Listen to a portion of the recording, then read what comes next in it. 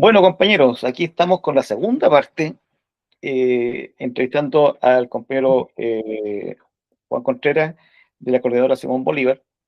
En la primera parte, como ustedes ya han visto, es conocer el contexto histórico en que nace la Coordinadora, saber, aprender, digamos, sobre la historia de Venezuela, sobre la lucha de clases en Venezuela, sobre el pueblo venezolano y sus procesos. Pero como bien decía el compañero en la parte final de la primera parte, eh, la importancia de Hugo Chávez, la importancia de la revolución bolivariana, que, que en estos días, en estas semanas, ¿cierto? Hay una frase que resuena con mucha insistencia del comandante Chávez por todo lo que está pasando hoy, que es: váyanse al carajo, yanqui de mierda, que aquí hay un pueblo digno. ¿Bien? Eh, y eso en el contexto de la invasión y secuestro del compañero Nicolás Maduro y de la compañera Silvia Flores, ¿cierto? Que, que la verdad es un hecho inédito. ¿Ya? Eh, Buscando otros sucesos similares, ¿cierto? Está el caso del compañero Chris Lubumba, ¿cierto? Que es secuestrado, pero asesinado, descuartizado. El caso del compañero Maurice Bishop, ¿cierto? Hay otros también que fueron presidentes, ¿cierto? Que o fueron sacados del poder vía acción encubierta o el golpe militar, o que cayeron combatiendo, en el caso de Allende en Chile. Pero en el caso de Venezuela es de mayor gravedad también porque los otros se dieron también en un contexto de Guerra Fría, ¿cierto? Donde el mundo está dividido entre el campo socialista y el imperio norteamericano y la otra fuerza imperialista. Eh, También cabe señalar que en la invasión y en la acción armada de los yanquis, ¿cierto? Eh, Mueren 100 personas y entre ellos 32 combatientes cubanos. ¿Qué, qué está pasando en Venezuela que, que esta acción militar fue posible? ¿Por qué fue posible? Digamos. Yo me acuerdo cuando fueron unos atentados en los 90 en Cuba, en La Habana, que explotaron unas embarcaciones, me acuerdo, ¿cierto? Que fue digitado por el gobierno español de González.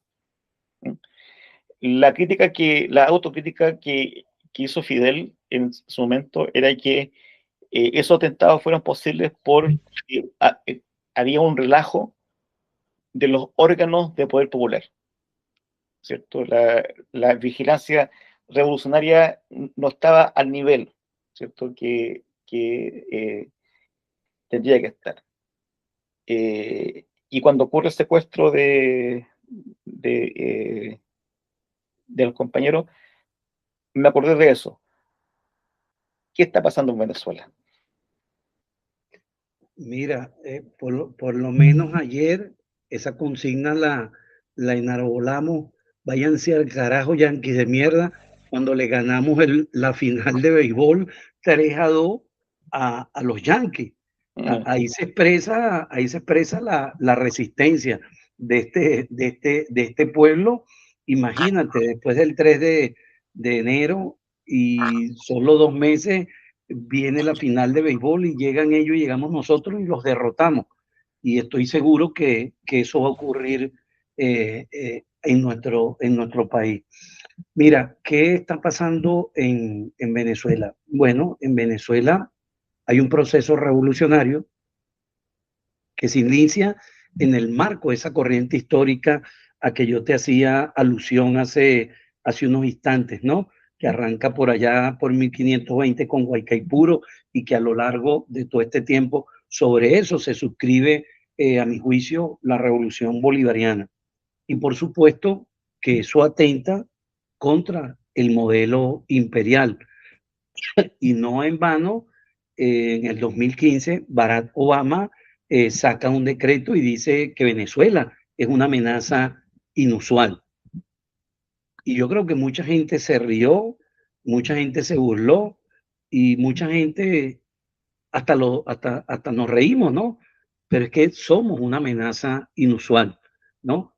Los modelos, estos modelos que se han echado a andar, el de Venezuela que tiene 27 años, el cubano que tiene más de 60 años, 67, 68 años, el proceso cubano, si prenden en nuestra región y son ejemplos para los demás países, cosa que pasó aquí en una década y media, también te lo mencionaba, con todo lo que irradió la revolución bolivariana, por supuesto que somos una amenaza frente a ese modelo cultural y el patrón que ellos tienen.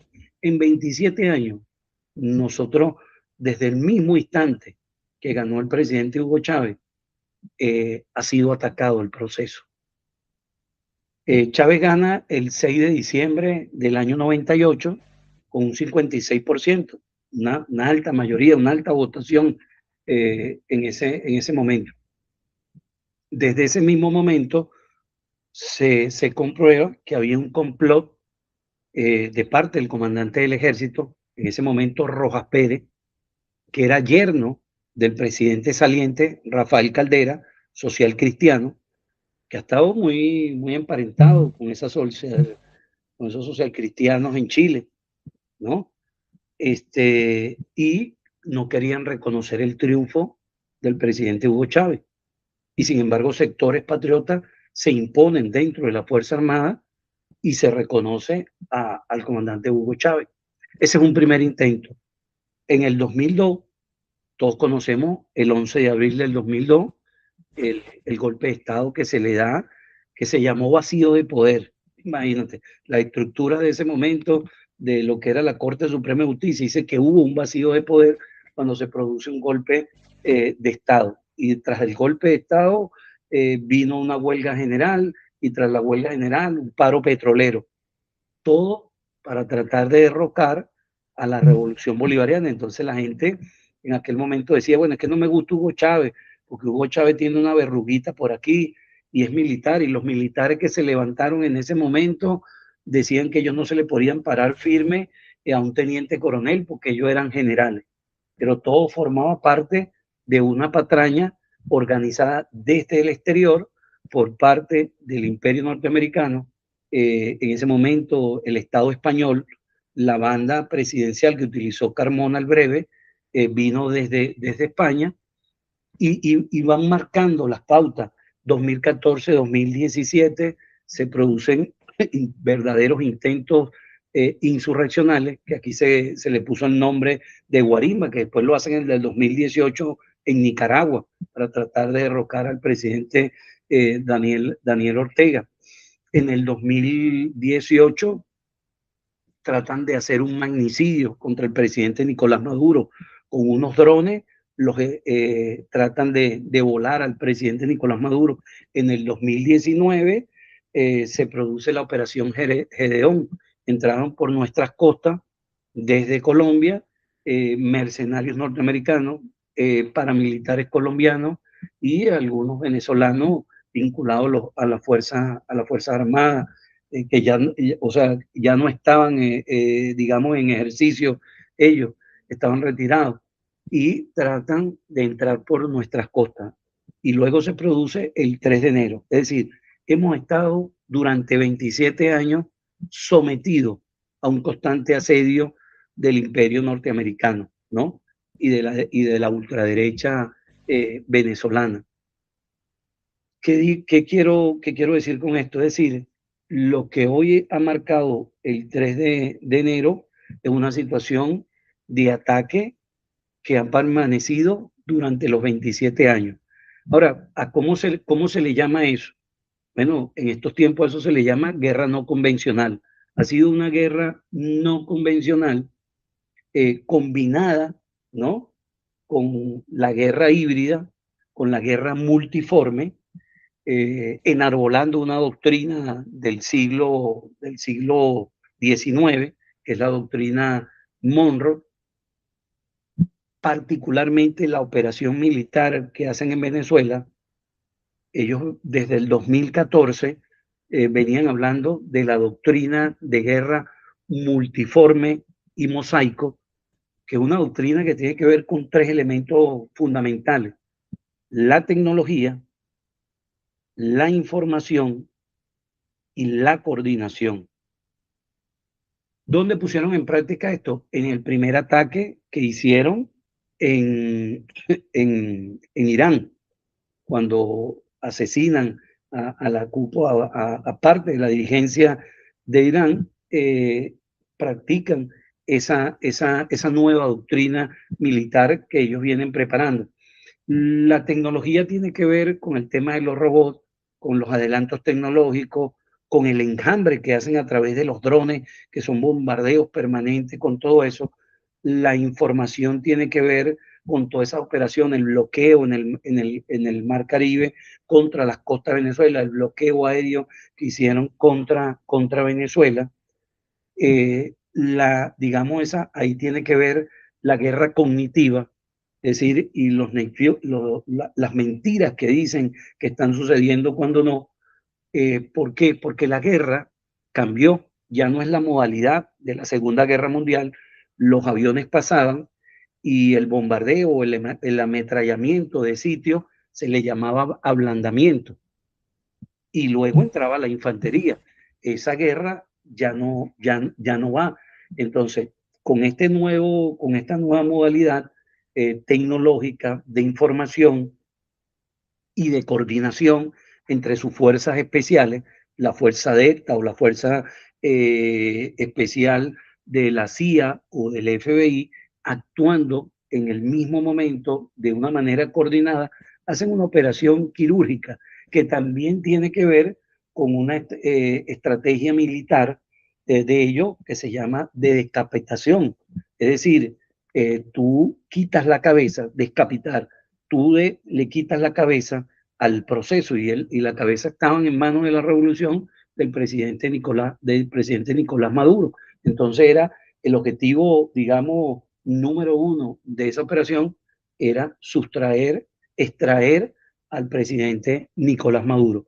Sobre esa modalidad es que ellos hacen esta operación, que les resulta un éxito en el marco de la superioridad tecnológica que hoy tiene el imperio norteamericano, ¿no?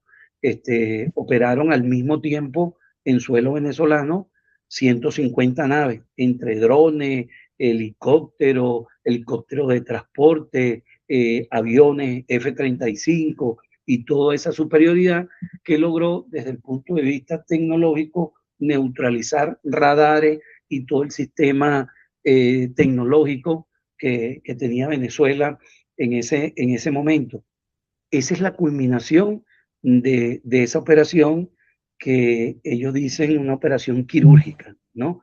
Y que tiene la combinación de todos esos elementos que te estoy diciendo, que hoy hablamos de guerra híbrida, que es una guerra con todo, una guerra multiforme, que va desde todos los rincones, es el ataque a nuestra moneda, combinado, o sea, un ataque económico con el bloqueo, con las sanciones económicas para no comercializar nuestro petróleo.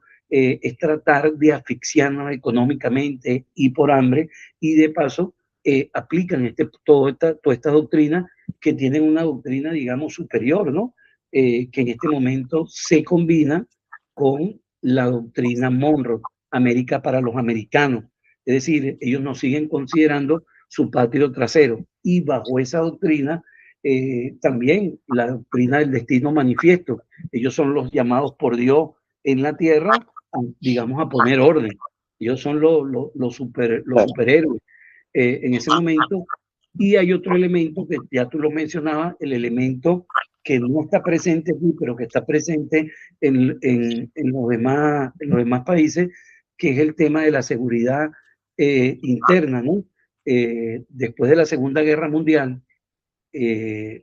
los Estados Unidos habla de la seguridad nacional. La seguridad nacional es el trabajo que se hace con nuestros ejércitos para decir que el enemigo interno es el pueblo, el enemigo interno es la izquierda, es el comunismo, y que ellos después de la Segunda Guerra Mundial están tratando de ponerle freno y parado al comunismo, que no llegue acá. Entonces, nuestros ejércitos están impregnados de esa política, y esa política se lleva a cabo en una operación de enjambre cuando se toma, utilizan Puerto Rico, utilizan República Dominicana, utilizan las islas del Caribe para trasladarse acá, utilizan a Panamá para la forma de entrenamiento, le ponen en práctica toda esa doctrina porque todos esos ejércitos están tocados. Entonces imagínate, la gente termina creyendo realmente a través de toda esa contrapropaganda que en Venezuela hay una dictadura, ¿no? Qué extraña dictadura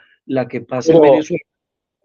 Pero por ejemplo, volviendo un poco más atrás, cuando ya sea un movimiento o un enjambre de movimientos se dispone a hacer la revolución, ya sea por la vía armada o por la vía institucional, eh, hay también ahí una elaboración de estrategia militar, ¿cierto?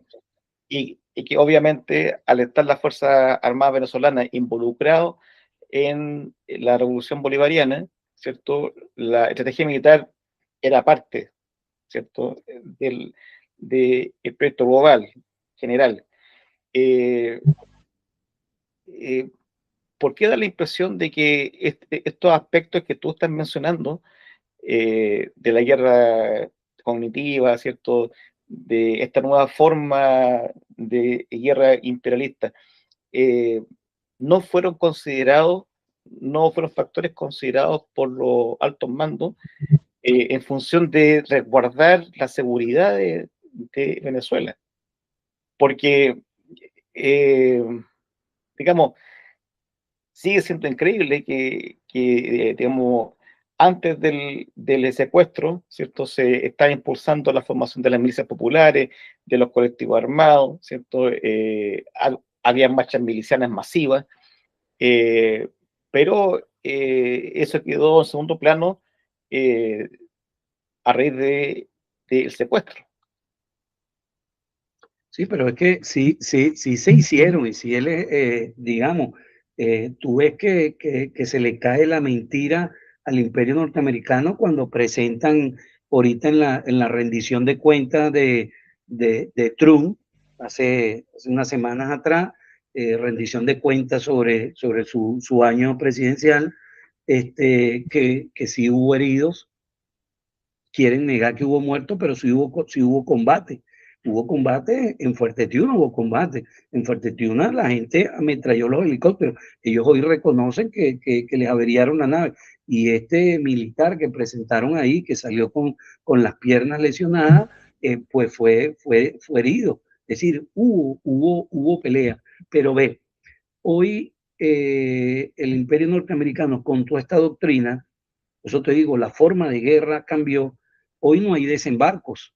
Hoy no penetraron, digamos, vinieron a una operación, invadieron Venezuela, violaron el espacio aéreo, atacaron a nuestro país en una operación quirúrgica para extraer a una persona. Pero hubo esa reacción. Ya ellos, mira lo que hoy está pasando en la guerra en Irán. Han bombardeado, tratan de destruir, no se meten, porque yo creo que en el combate dentro tienen todas de perder, ellos lo saben, ¿no? El repudio, el odio que sienten. En Irán no, en Irak nos inventaron las armas, el cuento en los 90 de las armas de destrucción masiva, entraron, pero después tuvieron que salir y no lograron sus objetivos de controlar el petróleo exactamente como lo que ellos querían, precisamente porque no pudieron quedarse adentro. Aquí hacen una operación quirúrgica que le sale con toda la precisión Bueno, porque ya estaba estudiado, ya habían hecho todo. De hecho, al presidente lo agarran tratando de ingresar al búnker, ¿no? Que es la información que tenemos. Y cuando caen esa cantidad y mueren 100 venezolanos y 32 compañeros internacionalistas cubanos, hubo combate en ese sentido. Este, a veces yo creo que la gente especula cosas, ¿no? Sin tener digamos, un panorama claro de lo que realmente sucedió en ese momento. Lo cierto es que nuestro ejército y nuestro pueblo reaccionó. Todo el entrenamiento que habíamos recibido en ese momento en los cuarteles y en los barrios, como lo dijo Maduro, que llamó a alistarse, nosotros recibimos eso.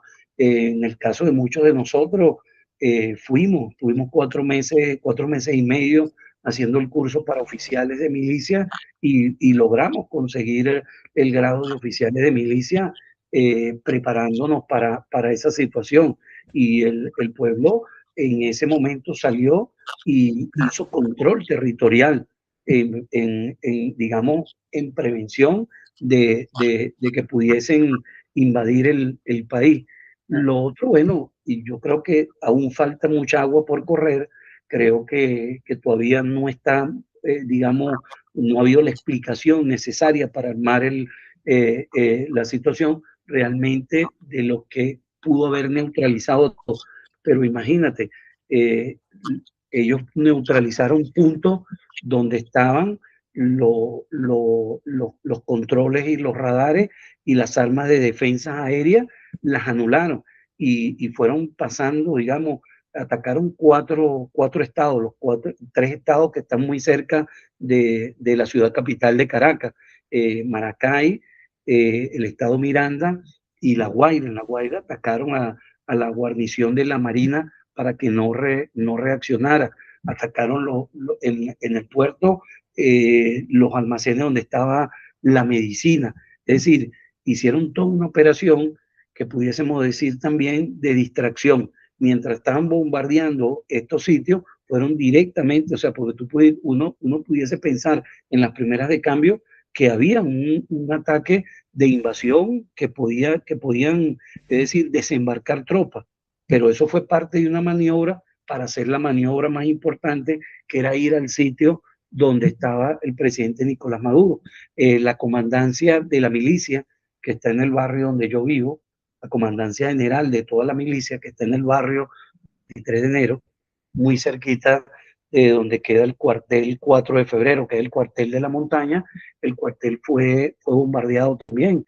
Ahí lanzaron dos bombas, mueren dos milicianos y se producen 4 heridos. Es decir, que también la operación fue una operación de distracción mientras anulaban nuestro sistema de defensa aéreo y bloqueaban los controladores, fueron a la operación principal, que era la operación quirúrgica que ellos se habían planteado. Entonces, bueno, tuvieron éxito en esa operación militar. Por eso yo digo, nosotros hemos podido sufrir una derrota militar táctica y estamos en este momento sentados, digamos, en una mesa, porque todo conflicto produce un proceso de negociación. El año pasado, mientras estaba la guerra entre Ucrania y Rusia, intercambiaron presos sin parar la guerra. Los rusos entregaron una cantidad de ucranianos, los ucranianos entregaron una cantidad de rusos que estaban presos. En el conflicto árabe-israelí, que ya uno no sabe si decirle conflicto, porque no es un conflicto, es un genocidio lo que pusieron en marcha contra el pueblo de Palestina, también hubo un proceso de negociación. Entregaron de un lado los que estaban presos y los que habían muerto en el combate, y estos también entregaron una cantidad. Bueno, hoy, producto de esta derrota militar, nuestra diplomacia, nuestro gobierno está haciendo esa labor un poco odiosa de tener que entenderse Pero, con el imperio. pero si bien es cierto lo que tú dices, que en toda guerra nunca están cerradas todas las líneas de comunicación. Siempre hay una comunicación entre los estados mayores al mando de los bandos, digamos. Siempre hay intercambio. Pero y el intercambio de presos, ¿cierto? Es algo, digamos, propio de la guerra, pero cuando, por ejemplo, visita el jefe de la CIA en Venezuela, cuando el FBI en conjunto con la policía, ¿cierto? O las Fuerzas Armadas, ¿cierto? Hacen una operación militar dentro de Venezuela. Cuando va el ministro del Interior norteamericano a Venezuela y se restablecen relaciones con Estados Unidos, todo a semanas del secuestro. Los que van, digamos, son personas de peso. ¿Ya? No son funcionarios de segundo rango, son de primer rango. ¿Cómo se explica eso en el contexto que tú señalas de esta negociación que siempre ocurre? Bueno, tú estás describiendo la situación que hay en este momento en Venezuela y que cambió el escenario después del 3 de enero. Bueno, todo lo que está pasando es consecuencia de lo que te decía yo, de un acto de guerra criminal y de invasión a Venezuela que hace el imperio norteamericano. En ese marco nosotros perdimos esa primera batalla. Yo no voy a entrar en, digamos, en especulaciones porque creo que falta mucha agua por correr todavía. Si hay algunas cosas, por supuesto que hay cosas que no nos agradan y por supuesto que hay decisiones que se han tomado en el marco de lo que está ocurriendo después del 3. Pero lo que hay que entender es que tenemos un momento muy complejo, ¿no? Donde tú estás prácticamente, hay quienes no le parece el ejemplo, pero estás negociando con una pistola en la cabeza. Si no haces esto, te bombardeo. Si no haces eso, y ellos lo han venido diciendo, claro, si no cumplen, bombardeamos todo esto. Ahora, si tú te pones a ver, nuestra diplomacia está tratando de hacer en este momento lo más que puede en ese marco. Ese es el poder constituido, pero el poder constituyente, el pueblo, hoy se está planteando, por lo menos hace poco día allá se constituyó el Frente, el Frente Popular Antiimperialista de diferentes sectores y organizaciones populares para enfrentar este momento político. Entonces, hoy quien tiene más nosotros tenemos la mano desde el campo popular libre y nosotros estamos planteando, bueno, tenemos que resistir y resistir necesariamente no estamos diciendo que con las armas en este momento estamos diciendo hay que resistir, que hay tareas que hay que hacer.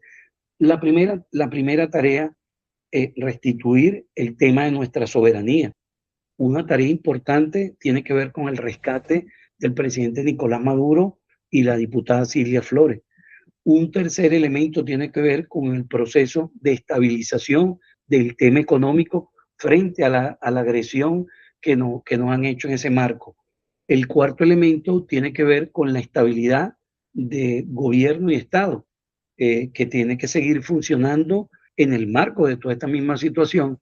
Un quinto componente de tareas urgentes que se deben hacer es el control territorial en nuestros barrios, en nuestras fábricas, en nuestros campos, en nuestras zonas indígenas, seguir desarrollando el tema del control territorial. El artículo 326 de nuestra Constitución establece que la defensa integral de la nación es corresponsabilidad del Estado y de sus ciudadanos en los diferentes campos social, político, económico y en el campo militar. Entonces, eso sumado a que nosotros estamos hablando de la unidad cívico-militar. Y la sexta gran tarea en este momento es no dejar a Cuba sola. es presionar para que en este momento Cuba no se caiga. Estamos en el marco de los 200 años que se cumplen del Congreso Anfictiónico. ¿Qué mejor momento este para continentalizar nuestras luchas? Si ha habido un momento en nuestra historia, después de la muerte del comandante Ernesto Che Guevara, que había que continentalizar la lucha, yo creo que es este momento. Es decir, ¿por qué? Porque hoy no solo vienen por Venezuela, vienen por los modelos alternativos que se han levantado en nuestra región a partir de la Revolución Bolivariana, y porque hoy vienen por toda nuestra América, por nuestras reservas energéticas y por todo lo que consideren ellos importante para la seguridad del imperio norteamericano. Es decir, en el marco de un momento muy complejo y de una decisión que tiene que hacer nuestro gobierno, la dirigencia, coño, hay un pueblo que se ha movilizado, hay un pueblo que ha estado en la calle, no ha habido una sola marcha de la oposición, han hablado, pero desde afuera. Esa contrarrevolución que está en Miami, que está en España, apoyada por los gobiernos de esos países. Pero aquí en Venezuela el pueblo ha estado movilizado permanentemente, rechazando y pidiendo, exigiendo la traída del presidente Nicolás Maduro. Es decir, yo creo que hay un factor importante como pueblo resistiendo a un momento complejo y peligroso que no ha vivido ningún país hasta ahora en este marco. O sea, ser atacado, agredido frente a un bloqueo que nos han implantado con una agresión militar que nos neutraliza en ese momento, pero que no nos ha paralizado, porque este pueblo sigue batallando por mantener nuestra hegemonía en el campo de la revolución bolivariana. Ahora, ahora bueno, con todo esto, ¿cierto? Si hay algo, entre comillas, positivo que se rescata de todo esto, es que el llamado progresismo se saca la máscara ya en forma definitiva. En el caso de Chile, ¿cierto? Bajo el gobierno de Lagos, Ricardo Lagos, fue el primer gobierno que reconoció a las fuerzas golpistas de Carmona y la Fede Cámara cuando, cuando derrocan a Chávez por un par de horas. ¿Ya? Y en el caso de la concertación, ¿cierto? O la nueva mayoría, Bachelet siempre fue enemiga de la revolución bolivariana, el grupo de Puebla, parece que se llamaba, armaron un grupo, El grupo de Puebla liderizado por Perú.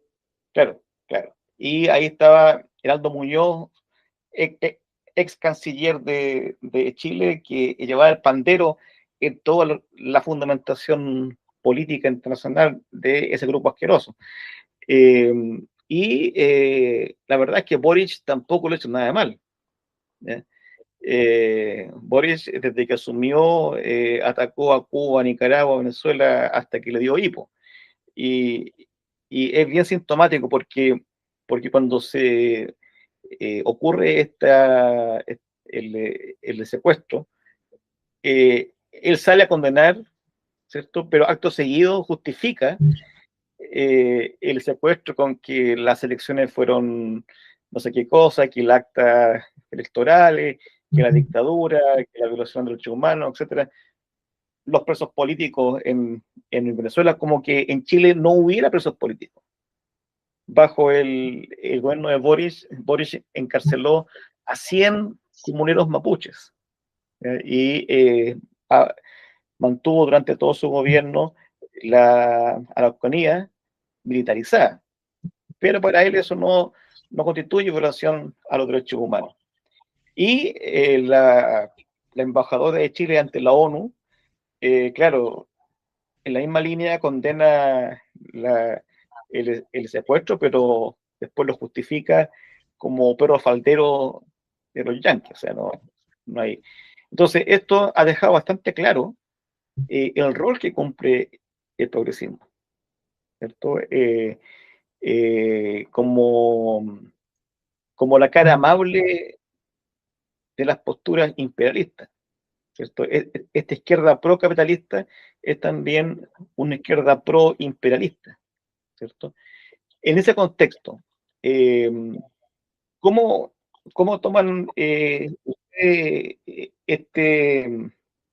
sinceramiento ya a todo dar del progresismo? Porque todos estos llamados que se hicieron previamente de conformar una internacional antifascista, antiimperialista, la inclusión de las políticas antifascistas en la Constitución a través de leyes específicas, eh, también requieren cierta amplitud, ¿cierto? De alianzas para que eso se pueda hacer. Sin embargo, la actitud de la izquierda progresista es nefasta. ¿Eh? ¿Cómo toman ustedes como bolivarianos, ¿cierto?, esta realidad de esta izquierda progresista, que no es solamente en América Latina, sino que también en Europa, en España, qué sé yo? Fíjate, se te olvidó decir que Boric hizo lo que no hizo Pinochet contra los mapuches Bueno, y lo que no hizo los gobiernos de la Concertación contra el pueblo mapuche, ¿no?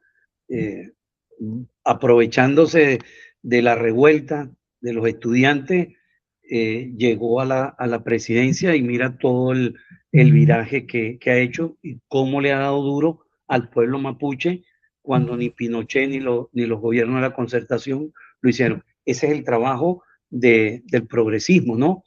Oxigenar en un momento para que luego regresen los que deben estar y hoy Chile tiene un presidente nefasto, ¿no? Yo aprovecho desde acá en principio para saludar a un gran hermano, a Héctor Yaitual y a Mauricio Hernández Norambuena, que son presos, ¿no? En el caso de Ramiro, lleva ya más de 25 años secuestrado, preso por los gobiernos de la Concertación, a un luchador contra la dictadura.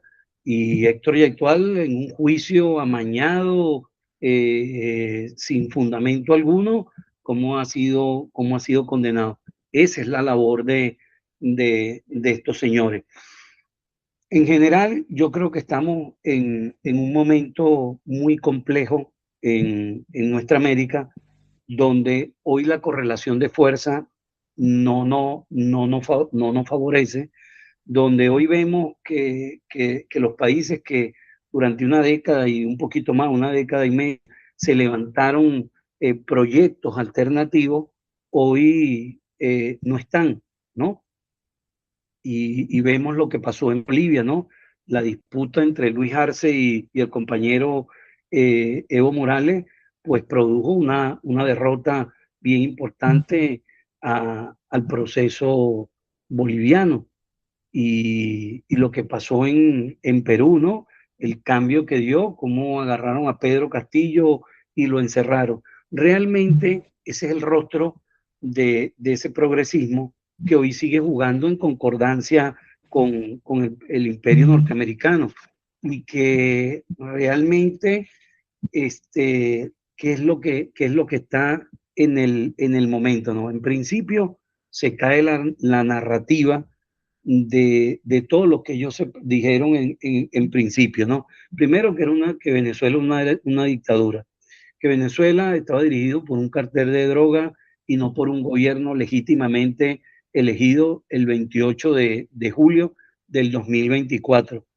Hasta ahora yo no he visto ninguna declaración que hayan dicho que después del 3 de enero descomisaron droga en Venezuela, acabaron con las vías para llegar la droga allá. No he visto que hayan hablado de las actas que ellos tanto cuestionaron y fustigaron como una mentira, así como nos mintieron y le mintieron al mundo que en Irak habían armas de destrucción masiva. Aquí se presenta lo mismo. Ninguno de esos argumentos, ninguna de esas narrativas la pusieron en marcha. Pero sí hablaron desde el principio, después del 3 de enero, de un plan para Venezuela. Un plan que el primer elemento era la estabilidad y evitar el caos, que ahí yo creo que coincidimos tanto ellos como nosotros en ese sentido, para ganar tiempo, ¿no? Primero, estabilizar el Estado y estabilizar el gobierno para que la contrarrevolución no pase en nuestras ciudades, ¿no? Y eso tiene que ver con frenar ese avance de ellos. El segundo elemento que ellos se plantearon es la comercialización con las empresas estadounidenses de petróleo y con Occidente, ¿no? Que lo están llevando a cabo. Entonces, queda evidentemente demostrado que venían por nuestro petróleo y eso que ellos llaman y hacen énfasis cuando hablan que había que acabar con el régimen, cuando ellos decían que no venían por eso, bueno, son los dos elementos fundamentales, el petróleo de Venezuela y acabar con la revolución bolivariana como el mal ejemplo para la América Latina, porque Ahora, ya lo es. en todo este contexto, ¿en qué situación se encuentra el pueblo venezolano? ¿En qué situación se encuentra la clase trabajadora venezolana? Eh, ¿Qué está pasando con las centrales sindicales, con el movimiento obrero? ¿Hay respuesta general más allá de la dirigencia? ¿Hay alguna propuesta alternativa para salir de esta crisis? Mira, en este momento han habido reuniones con la presidenta encargada de los diferentes sectores, digamos, sindicales del país, más por el tema de salarial que por otra cosa. También los sindicatos de la oposición se han manifestado en este momento, pero la realidad desde el punto de vista, digamos, económica, mientras no suelten el dinero que estaban en otros países depositados, sobre todo en los países árabes, el dinero que se tenía, que es el que se ha estado manejando para saldar el tema de salario en ese sentido, que no se ha podido hacer porque no han permitido el imperio norteamericano que el dinero lo pueda utilizar Venezuela para salir adelante en este momento. Pero las centrales sindicales que están en respuesta con el proceso y el contexto, con el proceso bolivariano, han estado movilizando y rechazando lo que hoy no nos están pasando, lo que hoy no nos están pasando, porque es una situación compleja. Lo que quiero que entienda que no es tan fácil decir este marco. Estamos en una situación compleja donde el enemigo nos amenaza cada rato con bombardearnos y nosotros estamos movilizándonos en ese sentido y se están movilizando los campesinos, nuestros obreros, nuestros estudiantes en rechazo a esa política. Pero tú debes recordar que en el marco de la guerra económica se confiscó todo el dinero que Venezuela tenía afuera, no los expropiaron. Y en ese marco, el 18 de febrero de este año 2026, el gobierno de Trump ha, ha, ha vuelto a revivir el decreto de Obama. Ha declarado nuevamente este 18 de febrero de este año 2026 que Venezuela sigue siendo una amenaza inusual para la seguridad del imperio norteamericano. Esa es la situación de gravedad que tiene Venezuela en ese momento y que hay un pueblo que está rechazando contundentemente esa situación. Ahora, tenemos que ver, hay un diálogo, te decía en un momento, hay una presión, nuestro gobierno revolucionario está presionado en este momento, hay eso por un lado, y por otro lado está un pueblo que ha estado marchando, que ha estado presionando, y los sindicatos han estado también presionando lo que hoy nos está ocurriendo. Lo que pasa es que la situación va más allá de lo que uno pudiese decir, porque hay situaciones que aunque complejas, hay posibilidad de movilizarse, pero hay situaciones que en el marco de la complejidad mantienen como las manos atadas en este momento, tanto al gobierno como todo el mundo está como a la expectativa, porque es que hoy Venezuela también hay que decirlo, Venezuela está sola. Venezuela no hay un gobierno, o sea, más allá del gobierno cubano, más allá del gobierno de Daniel Ortega, más allá del gobierno de la presidenta mexicana, que apoyen lo que hoy está sucediendo. Los pueblos se han movilizado y ha habido un rechazo contundente de los pueblos en movilización, pero los gobiernos, Venezuela se ha quedado prácticamente sola en ese Pero sentido. en un momento, bajo Nicolás Maduro, ¿cierto?, se establecieron relaciones con Turquía. Erdogan fue a Venezuela, se profundizó la relación con Irán, con China, con Rusia, con Bielorrusia también. Eh, ¿Esos países han entregado algún apoyo a Venezuela? Eh, ¿Qué ha pasado ahí?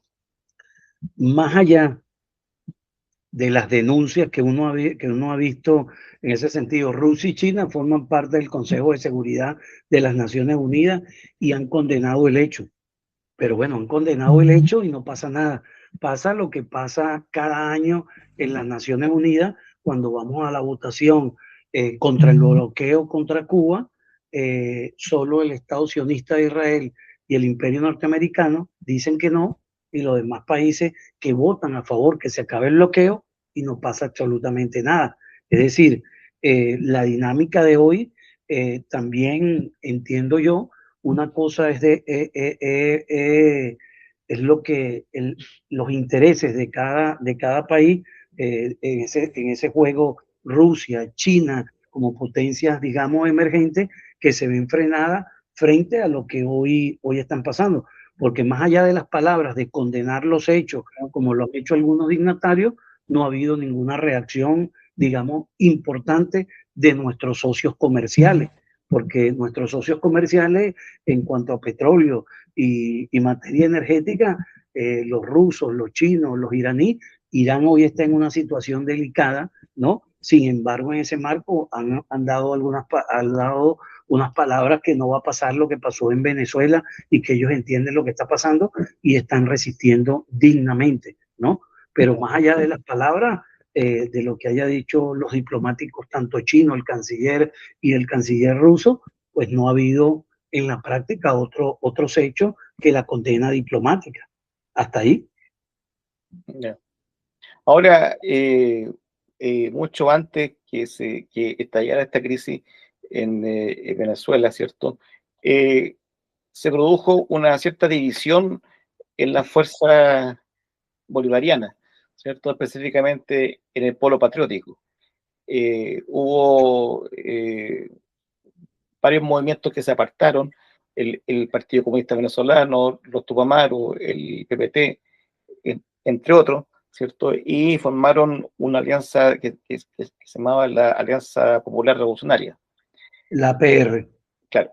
Eh, en este contexto nuevo, ¿cómo están las relaciones ahí? ¿Hay algún proceso de recomposición de las relaciones políticas entre el APR y el Polo Patriótico? ¿Hay un sentido de unidad antiimperialista? ¿Qué, qué pasa ahí?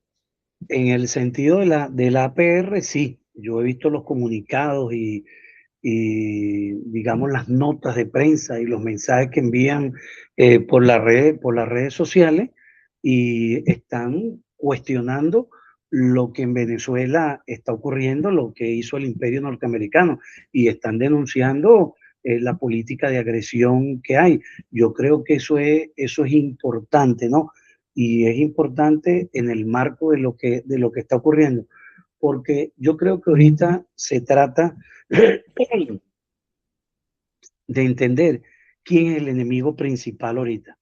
Y el enemigo principal es el imperio. No es nuestro gobierno revolucionario.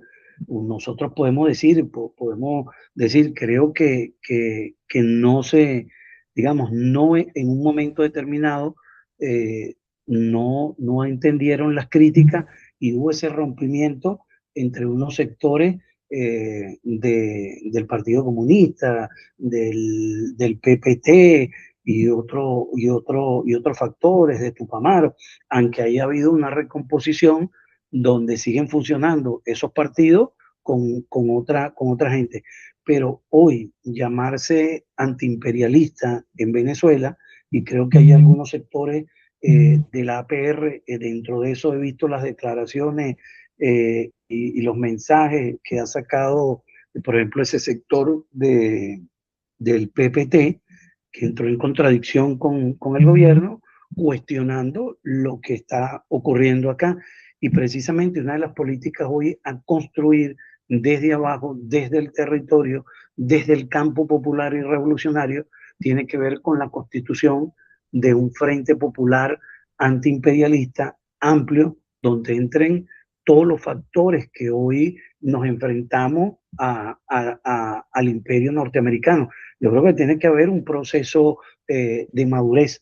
En algún momento no pudo haber alguna coincidencia de punto de vista política para avanzar, digamos, en ese sentido, ellos con las alianzas que tenían con el gobierno, pero hoy estamos frente a un escenario donde todos tenemos un enemigo común, que es el imperio norteamericano. Entonces, yo creo que tiene que haber madurez, y veo que en algunos sectores de esto, que se han manifestado en total desacuerdo con lo que está pasando, pues creo que en ese momento han entendido. Yo creo que ahorita hay que crear ese frente antiimperialista donde entremos todos los que no creemos en lo que está haciendo el imperio con la patria de Bolívar.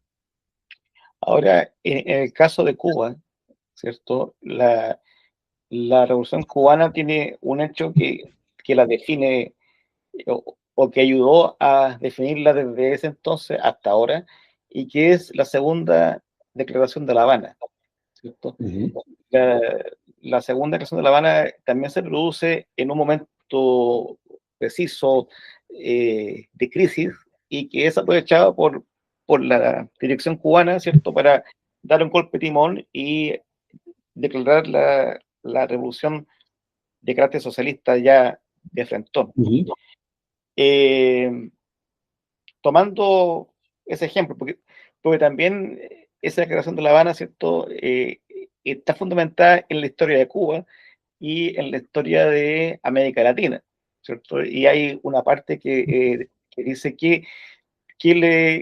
digamos, cuál es la importancia de la revolución cubana, y es su ejemplo, ¿ya? Que la revolución es posible, en fin, todo eso.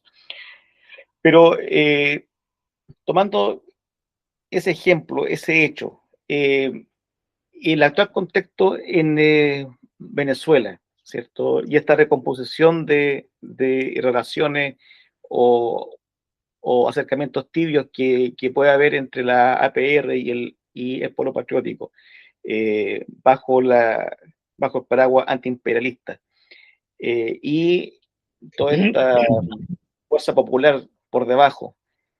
¿Tú crees que hay condiciones para que en un momento la, la revolución venezolana haga su propia segunda declaración y dé un golpe de timón y enfile, ¿cierto?, se encamine hacia la construcción efectiva de una sociedad socialista, y que eso signifique también la composición, la conformación de una dirección revolucionaria? Yo creo que sí, aunque no tengo la bolita de manca, la lupa, decir ¿Sí? qué va a pasar, pero el hecho de la resistencia. Pero ve, hablando de la historia, tú hablas ahorita del tema de Cuba. Cuba inicia por allá, si mal no recuerdo, en 1868 hasta 1888, el proceso de independencia, 10 años, y después se tardó un poquito más, otros 3 años, 1898, 1993, y se produce, fue la última independencia, pues, de nuestros países. ¿Y qué ocurre? hay un proceso entre ese terminal hasta 1959, cuando se produce la Revolución Cubana. Y hay un hecho significativo, el asalto a Vallecochino no se concretó, ¿no? En este caso, nosotros tuvimos ese revés y es lo que hoy está ocurriendo. Cuba pudo dar su segunda declaración y seguir avanzando en la construcción del socialismo. Aquí el comandante Chávez, creo que fue 2006, si mal no recuerdo, por ahí 2005-2006, declaró que esta era una revolución antiimperialista, ¿no? Y de ese entonces ha corrido mucha agua. Se está trabajando precisamente en eso, ¿no? En cómo en un momento, porque es que es complejo, no hay un ejemplo, por eso te decía ahorita, ver la historia de Cuba con esa segunda declaración, pero Cuba frente a Vallecochino salió victoriosa, nosotros no salimos victoriosos en ese momento, pero aquí estamos resistiendo. Aquí están todos los sectores del campo popular y revolucionario movilizándose permanentemente. Y bueno, nosotros tenemos una apuesta a que el gobierno que hoy se sigue sosteniendo y que apostamos a la unidad de los factores revolucionarios del gobierno, poder seguir avanzando y convertir, digamos, esta derrota táctica en una victoria política que nos permita seguir avanzando. Porque cuando yo te mencionaba el plan, lo que te quería decir es, el imperio tiene la necesidad de avanzar rápidamente para tratar de llegar a la transición a través de un proceso electoral. Pero si nos ponemos a ver, nosotros, este plan que yo está diseñando, nos interesa ganar tiempo desde el punto de vista para rehacer nuestra estructura y nuestro tejido social desde el campo revolucionario, ¿no? Y es una apuesta, entonces necesitamos tiempo y en eso estamos. Es decir, ¿por qué? Porque nosotros sufrimos ese revés. Vallecochino no fue un revés para el pueblo cubano, fue una victoria que ayudó a consolidar el proceso revolucionario. Yo estoy seguro que digamos, más temprano que tarde, nosotros vamos a convertir esa derrota en una victoria que nos permita seguir avanzando para consolidar la revolución bolivariana. Pero ¿cuáles serían los requisitos para que eso suceda? Porque algunos pueden pensar que con todo lo que ha sucedido posterior al secuestro, ¿cierto? Ya simplemente no hay nada que hacer en Venezuela porque ya lo último que dice Trump, ¿cierto? Con esa insolencia imperial asquerosa, que él desea que Venezuela sea el Estado 51 de Estados Unidos. La estrellita 51. Eso, la estrellita 51. Eso a semanas después de haber establecido relaciones nuevamente con Venezuela, ¿cierto? Entonces, lo que te quería preguntar, ¿qué se tiene que cumplir, ¿cierto? ¿Qué se tiene que hacer para que el pueblo venezolano pueda convertir esta derrota en victoria, ¿cierto? Y que permita dar un salto en calidad, en cantidad y en dirección revolucionaria hacia la superación del Estado burgués y la construcción de una sociedad socialista? Observa, hace pocos días, hace pocas semanas, hace 3 semanas, sí, creo yo, hubo elecciones acá en Venezuela de los proyectos en las comunas, ¿no? En el territorio. Los proyectos que vienen desarrollando nuestras comunas. Ese es un elemento clave y fundamental. Es decir, nosotros tenemos que seguir construyendo el Estado comunal. ¿Ya? Es la transición al socialismo bolivariano. Mientras no haya ninguna declaración de que ese no es el camino, nosotros tenemos que seguir construyendo ese Estado comunal desde abajo. Y hasta ahora nuestro pueblo salió masivamente hace 3 semanas a votar en el territorio por los problemas fundamentales y se bajaron los recursos. Es decir, aquí nadie está, aquí la mayoría del pueblo, los que votamos, esa mayoría, hace 27 años que escogimos este camino, ratificamos hace pocos días en la elección mayoritaria que el camino es la construcción del Estado comunal. Es decir, no es el rechazo a nuestros principios ni al camino que escogimos, más bien ha sido la ratificación del camino que escogimos. ¿Sí me entiende? Y Sí. ese es el camino, fortalecer las estructuras del Estado comunal, del nuevo Estado a construir, para darle paso a esa construcción de lo que nos llamó Chávez el socialismo bolivariano, y le puso nombre y apellido. Y yo creo que mientras estemos en ese camino, mientras estemos en la construcción desde abajo, porque yo creo que lo que mucha gente no ha entendido y no lo entiende el imperio norteamericano, es que el problema no era Chávez y que el problema no era el presidente Nicolás Maduro. El problema es un pueblo que dijo basta y echó a andar una revolución. El 27 y 28 de febrero del año 89, Venezuela se convierte en el primer país que entierra las recetas del Fondo Monetario Internacional en una rebelión popular. Y ese pueblo salió a la calle y no ha regresado a su casa. Ese pueblo está en la búsqueda de esa construcción y no va a ser fácil arrancarnos a los venezolanos ese camino. Por eso cuando empezábamos esta conversación hace rato, te decía, hay que hablar también del 18 de marzo de 2026, cuando el equipo de béisbol venezolano le cayó a palo al Tiburón y le ganamos ese juego. En este marco, eso juega una importancia importante en el marco de la resistencia. ¿Por qué? Porque hemos seguido en el camino. Porque ese juego de pelota lo sintieron todos los latinoamericanos. En República Dominicana, en Puerto Rico, en Chile, en Argentina, todo el mundo iba a Venezuela.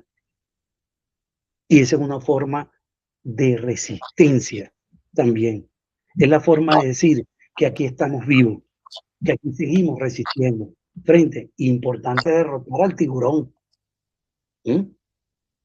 Por eso te digo, ¿cuál es el camino? Seguir levantando la construcción del Estado comunal. Este marco de este año 2026, que se cumple los 200 años del Congreso Anfitriónico de Panamá, que fue el llamado que hizo Bolívar hace 200 años para la integración de nuestras naciones, para construir una liga de países que pudiesen articularse frente al decadente imperio español europeo y frente al naciente imperio norteamericano, hoy juega un papel para continentalizar la lucha, porque los dignatarios y los gobiernos tienen su propia diplomacia. Nosotros tenemos que construir la diplomacia de los pueblos. Por lo que te decía, hoy hay que continentalizar la lucha en el continente de nuestra América, porque es la misma lucha y porque vienen por todos. Ahora, estamos casi terminando la entrevista. No quiero abusar más de tu tiempo y paciencia, ¿eh? Pero quisiera gastar un poquito de tiempo en, la oposición venezolana, esta oposición mercenaria. Eh, Tú dijiste algo muy importante, que la oposición venezolana se ve afuera de Venezuela. Hace algunos días, con respecto al cambio de mando en Chile, estuvo esta fascista de la Corina Machado, ¿ya? Pero internamente en Venezuela, esa mesa Unidad Democrática, no se escucha. Guaidó anda como un alma en pena, no existe, Capriles tampoco. ¿Qué está pasando ahí? Porque también en esa mesa de Unidad Democrática, eh, habían también partidos que en algún momento se definieron como de izquierda, marxistas, después derivaron a esas posiciones socialdemócratas y después no tuvieron ningún problema en sentarse y comer del mismo plato que los fascistas. Eh, ¿Qué está pasando con esa oposición? Bueno, esa oposición aquí a lo interno no existe, como mayoría no existe. Y por eso te decía hace poco, o sea, cuando se meten después del 3 de enero en Venezuela, tú no viste que nadie habló de actas ni de nada. Y Trump se ha reunido 2 veces con esta señora, pero Trump dijo que la posibilidad no era para que ella fuera presidente. O sea, Trump es más inteligente que ellos. Ella no, si la hubiesen impuesto, hoy las calles de Venezuela estarían bañadas de sangre, porque este pueblo hubiese salido a rechazar la imposición que nos pongan con esa señora. Es decir, ellos funcionan afuera y una extrema derecha que ha obtenido muchos reales de los reales que se le expropiaron al Estado venezolano, ¿no? Que se lo han repartido en ese invento que hizo el imperio norteamericano del autonombrado Juan Guaidó como presidente, y ahí nos expropiaron Cisco y nos quitaron el oro y hicieron unos desastres, y ellos se repartieron todo el dinero, pero no hicieron nada. O sea, cómo este pueblo no se cae a mentira. Este pueblo sabe que ellos estaban pendientes del dinero. Ellos estaban pendientes del dinero. Imagínate, sin ser gobierno nos expropiaron todo ese dinero, esa ultraderecha, ¿no? En ayuda con el imperio norteamericano. Imagínatelo, por un momento como gobierno hubiesen acabado con el país. Es decir, ni Trump, que le dijo a ella que no era, que la gente no la quería ni nada, no la impuso. Y por el contrario, él entiende que hoy este proceso que se está llevando a cabo, los únicos que tienen capacidad de evitar un derramamiento, digamos, de sangre, una confrontación que nos lleven a una guerra civil, es el chavismo. Y yo creo que eso está claro. Y lo dijo Trump cuando se montó el avión, que no nos pase como nos pasó en Irak, que salieron con las tablas en la cabeza. Hoy son más inteligentes y ese proceso tratan de mediar entre las amenazas que hacen de bombardeo y las cosas que pueden hacer, pero no pueden imponer ni imponer a la derecha en el poder. Y eso dice bastante, a una derecha fraccionada, a una derecha dividida, a una derecha que está fuera del país, que no tiene ya aquí, digamos, interlocutores, porque es una derecha apátrida, eso hay que decirlo. Es decir, una derecha que en todo momento pidió invasión. Esta señora, ¿cómo te alegras tú de que tu país pueda ser bombardeado y que maten a 130, a 100 venezolanos y a 32 compañeros cubanos? O sea, ¿quién se alegra de eso? Y esta señora y la derecha que está afuera se envalentonaron y lo dijeron. Pero más allá de eso, no ha habido una reacción interna de movilizaciones o de festejo que la oposición haya tomado las calles venezolanas. Yo creo que ahí se marca la realidad. Realmente Eso, el chavismo es una fuerza política, los sectores de izquierda que apoyamos este proceso desde abajo, desde el barrio, desde la fábrica, desde el campo popular y revolucionario, es la mayoría de este pueblo. Ese pueblo que religió a Maduro el 28 de julio del 2024. y en el caso del empresariado, ¿cierto? De las grandes empresas, ¿cuál ha sido su comportamiento antes del secuestro y ahora especialmente? Porque antes del secuestro, ¿cierto? Hubo también un periodo bastante largo de estabilidad, de paz, digamos, ¿ya? En que la cosa se tendió a estabilizar. eh, ¿qué está pasando con la clase empresarial, con la oligarquía? Mira, hubo un momento, y bien lo estás diciendo, en esos últimos años, que logramos frenar el bloqueo, digamos, digamos, siendo inteligente, buscando el concurso de los empresarios, y hubo empresarios que se reunían, el gremio de los empresarios asistió a varias reuniones con el presidente Maduro, a escuchar lo que el presidente Maduro estaba haciendo, y se hicieron leyes que permitieran en ese momento ellos invertir en Venezuela.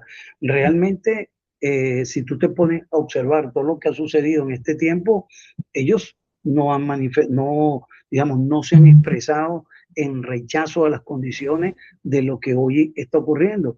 Es lo mismo la oposición. Es decir, yo creo que hay también empresarios nacionalistas, por lo menos vamos a decirlo de esa manera, que le apuestan porque para ellos digamos, la producción, su dinero juega un papel, sus intereses pues particulares como empresarios es lo que juegan, mientras se les permita, digamos, invertir y ellos aportar en ese sentido, pues no va a haber problema. Yo creo que hay un sector de los empresarios que están claros que en estos momentos tienen que acompañar, y que venían desde hace rato un sector del empresariado, no, digamos, no tanto acompañando el proceso como tal o casado con el proceso, pero sí bajando un poco las asperezas para poder seguir construyendo el país, y ellos no paralizarse.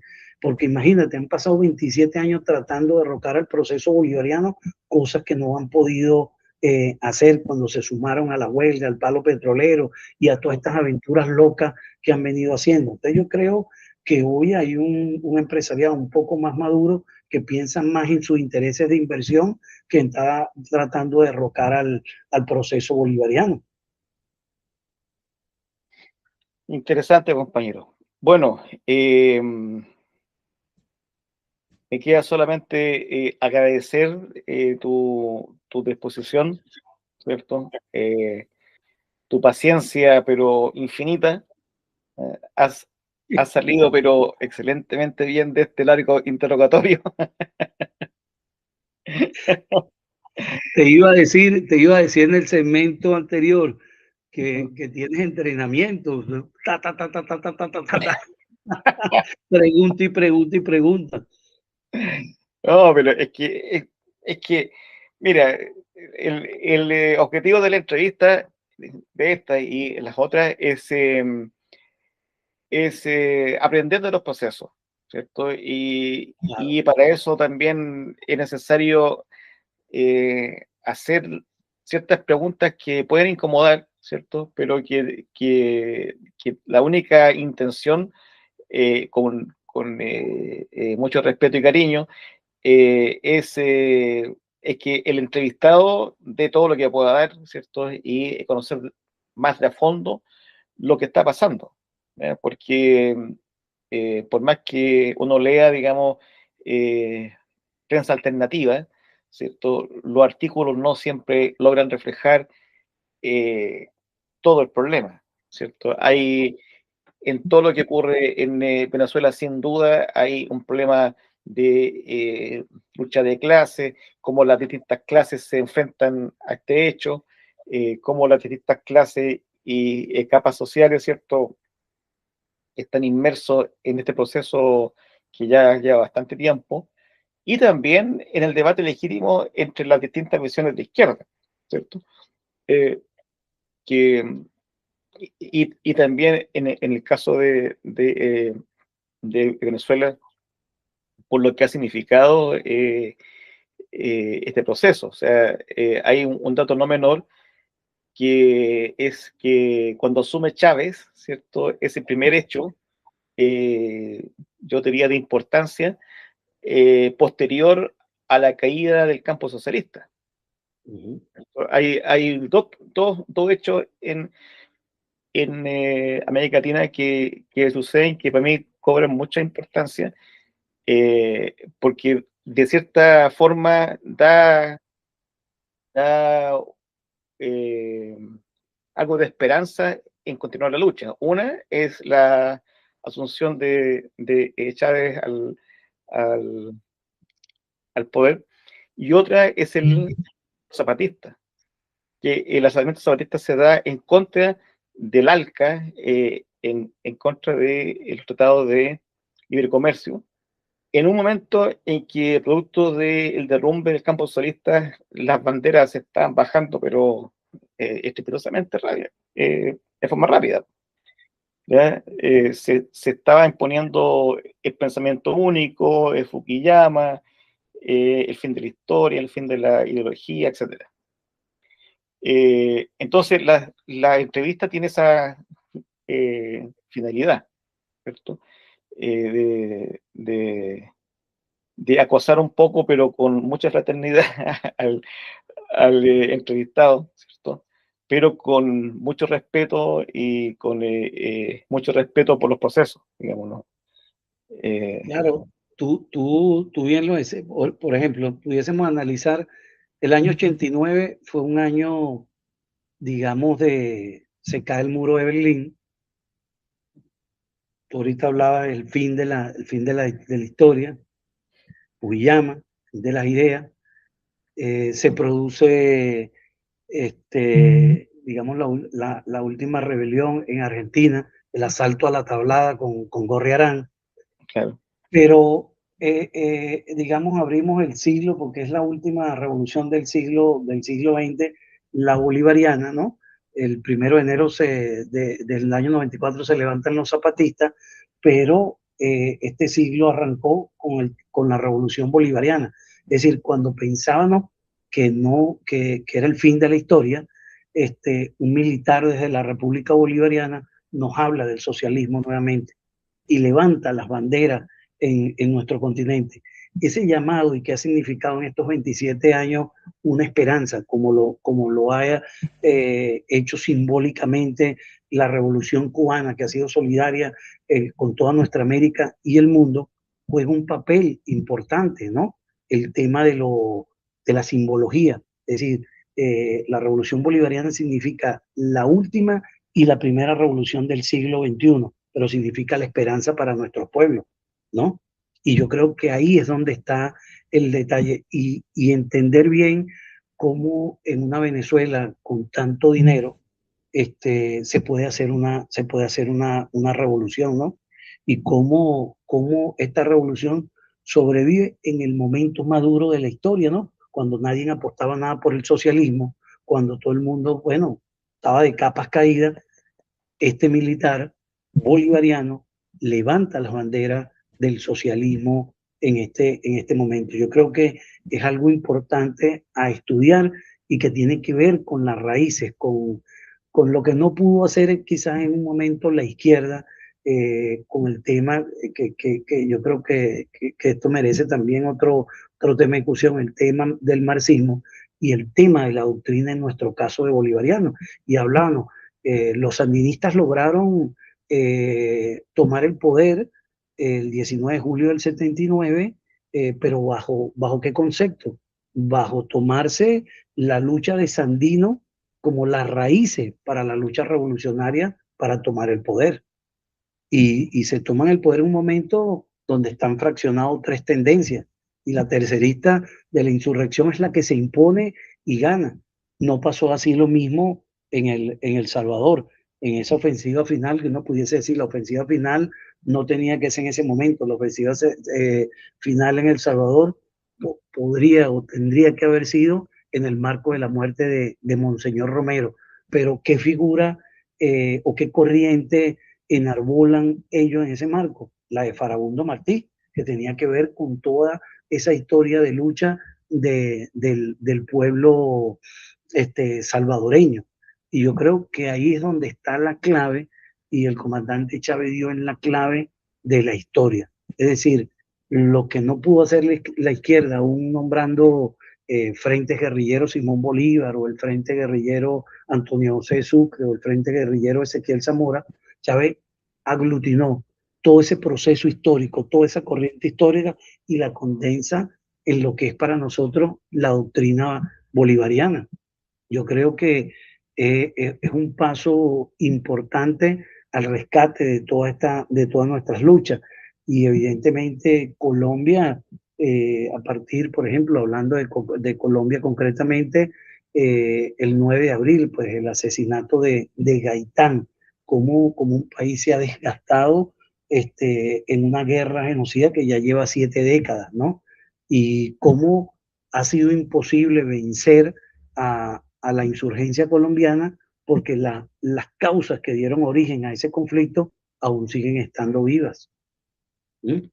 Entonces, creo que son cosas que son para el estudio, que son para analizar, que son para hoy para nuestro continente, que es un continente de juventud, tiene que conocer todos estos procesos para nosotros seguir acumulando, para seguir avanzando.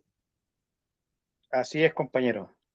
Bueno, nuevamente te doy las gracias, enorme, te dejo invitado para que ocupes esta página que se llama América Rebelde para todo lo que requiera la coordinadora Simón Bolívar, publicación, qué sé yo, de artículos, declaraciones, proclamas, llamamientos, lo que ustedes necesiten. La página está para eso, para apoyar a todos los movimientos en lucha de América Latina, de todo el mundo, especialmente y únicamente a los movimientos anticapitalistas, antiimperialistas y revolucionarios. No tenemos nada que ver con el progresismo, nos da náusea, dolor estomacal, son muchos los síntomas que nos aquejan cuando estamos cerca de esos sectores. Así que muchas gracias. Esperamos volver a conversar. Quedan muchos temas en el tintero. Y nuevamente, muchas gracias. Está bien. Te voy a mandar ahora, bueno, primero agradecerte esta oportunidad de este intercambio, de este debate fraterno entre compañeros, que ojalá sirva, ¿no? Para los factores revolucionarios que seguimos empeñados en construir los sueños. Te voy a enviar una entrevista que yo le hice al mayor general,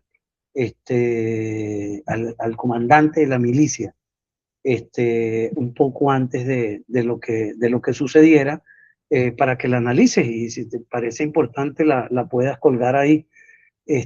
Y bueno, esperar que, no sé, cuando tú guindes esta entrevista, nos las haga llegar nosotros también para difundirla y para que sirva de análisis a otros compañeros y la gente pueda observar, hacer las críticas. Creo que todo esto es importante en la medida de que nos ayude a seguir creciendo y a ver la posibilidad. No, hoy no estamos en los tiempos que uno pueda ir a Chile o tú venías a Venezuela porque el tema económico es muy fuerte y esto sirve para un poco llevarse una idea de lo que hoy pueda estar sucediendo en otras latitudes y cómo aprendemos de las diferentes experiencias que hoy se levantan a lo largo y ancho de nuestra América, que sigue resistiendo. Así es, compañero. Mándeme todo lo que quiera. Yo gustosamente lo subo a la página y apenas tenga listo la entrevista, esta entrevista editada y subida, se la mando, pero de inmediato. Así que Perfecto. muchas gracias. Bueno, un fuerte Saludos, abrazo. a continuar la lucha. Chao, chao. Chao.